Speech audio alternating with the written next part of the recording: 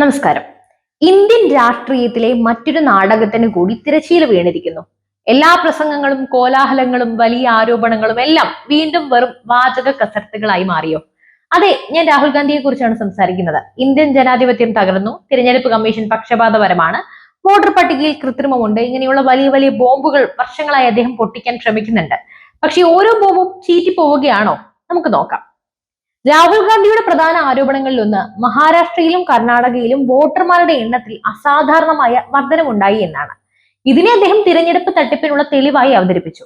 2024 മഹാരാഷ്ട്രയിൽ വോട്ടർമാരുടെ എണ്ണം 4.4% വർദ്ധിച്ചു എന്നാണ് അദ്ദേഹത്തിന്റെ വാദം. ഇത് കേട്ടാൽ ആരും ഒന്നും ഞെട്ടിപ്പോകും. പക്ഷേ യഥാർത്ഥ കണക്കുകൾ പരിശോധിക്കുമ്പോൾ ചിത്രം മാറും. രാഹുൽ ഗാന്ധിയുടെ സ്വന്തം പാർട്ടി അധികാരത്തിലിരുന്ന സമയത്ത് 2004 ഈ വർധനവ് 4.7%, 2009 4.1%, അതായത് 2024 4.4% എന്ന വർധനവ് മുൻകാലങ്ങളിലെ സ്വാഭാവികമായ വളർച്ചയ്ക്ക് അനുസൃതമാണ്. ഇത് എങ്ങനെ തട്ടിപ്പാകും? അതിലേറെ രസകരമായ ഒരു കാര്യം കൂടിയുണ്ട്. മഹാരാഷ്ട്രയിലെ എല്ലാ കോൺഗ്രസ് ബൂത്ത് ഏജന്റുമാരും പോളിംഗ് അവസാനിച്ചപ്പോൾ ഫോം 17 സിയിൽ ഒപ്പിട്ടിട്ടുണ്ട്. ഈ ഒപ്പുകൾ വോട്ടെണ്ണലിൽ തട്ടിപ്പൊന്നും നടന്നിട്ടില്ലെന്ന് സാക്ഷ്യപ്പെടുത്തുന്നതാണ്. എന്നിട്ടും അദ്ദേഹം പറയുന്നു തിരഞ്ഞെടുപ്പിൽ തട്ടിപ്പ് നടന്നു എന്ന്. അത്ഭുതം. കർണാടകയിലെ ബംഗളൂരുവിലും രാഹുൽ ഗാന്ധി വ്യാജ വോട്ടർമാരുണ്ടെന്ന് ആരോപിച്ചു. അദ്ദേഹത്തിന്റെ വാദങ്ങളെ പിന്തുണയ്ക്കുന്നതിന് പകരം വിവരങ്ങൾ അദ്ദേഹത്തിന്റെ പാർട്ടിയുടെ ശക്തി കേന്ദ്രങ്ങളായ ശിവാജി നഗറിലും ചാമരാജ് പേട്ടിലുമാണ് ഏറ്റവും കൂടുതൽ ക്രമക്കേടുകൾ കണ്ടെത്തിയതെന്ന് പറയുന്നു. ഈ മണ്ഡലങ്ങളിൽ ഇരട്ട വോട്ടർ എൻട്രികളും വീട്ടു നമ്പറുകൾ ഇല്ലാത്ത വോട്ടർമാരെയും കണ്ടെത്തി. ഇത് തെരഞ്ഞെടുപ്പ് സത്യസന്ധതയെ ചോദ്യം ചെയ്യുന്ന കാര്യമാണ്. എന്നാൽ രാഹുൽ ഗാന്ധിക്ക് പറയാൻ താല്പര്യമില്ലാത്ത കഥയാണിത്. കാരണം ഈ ക്രമക്കേടുകൾ അദ്ദേഹത്തിന്റെ പാർട്ടിയുടെ വിജയത്തിന് നിർണായകമായേക്കാവുന്ന വോട്ട് ബാങ്കുകളാണ്. രാഹുൽ ഗാന്ധിയുടെ തന്ത്രം വളരെ ലളിതമാണ്. കോൺഗ്രസ് വിജയിക്കുമ്പോൾ ഉദാഹരണത്തിന് ജാർഖണ്ഡ്, ജമ്മു കാശ്മീർ തിരഞ്ഞെടുപ്പ് പ്രക്രിയയെ നിയുക്തമാണെന്ന് വാഴ്ത്തും. എന്നാൽ BJP ജയിക്കുമ്പോഴോ മഹാരാഷ്ട്ര, ഹരിയാന ഇതേ പ്രക്രിയയെ ജനാധിപത്യ തകർച്ചയുടെ തെളിവായി ചിത്രീകരിക്കും.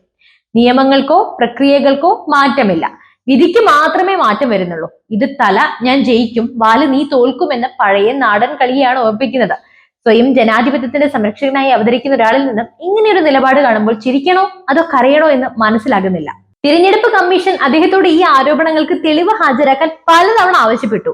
സത്യവാങ്മൂലങ്ങളോ ഔദ്യോഗിക പരാതികളോ നൽകാമെന്നും അവർ അറിയിച്ചു.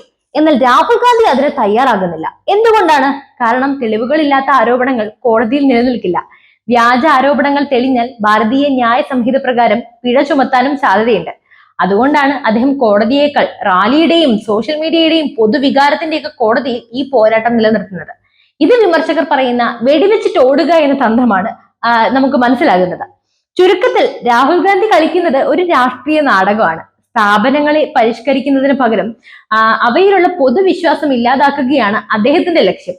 വോട്ടർമാരുടെ എണ്ണത്തിലുള്ള വർധനവ്, തിരഞ്ഞെടുപ്പ് ഫലങ്ങളോടുള്ള പക്ഷപാതപരമായ നിലപാടുകൾ, കോടതിയിൽ പോകാത്തത്, ഇവയെല്ലാം കാണിക്കുന്നത് ജനാധിപത്യത്തെ സംരക്ഷണമല്ല, മറിച്ച് ഒരു നാടകമാണെന്ന് മാത്രമാണ്. നിങ്ങൾക്ക് എന്ത് തോന്നുന്നു? നിങ്ങളുടെ അഭിപ്രായങ്ങൾ കമന്റ് ചെയ്യുക. മറ്റൊരു വിഷയവുമായി വീണ്ടും എത്തും വരെ നന്ദി.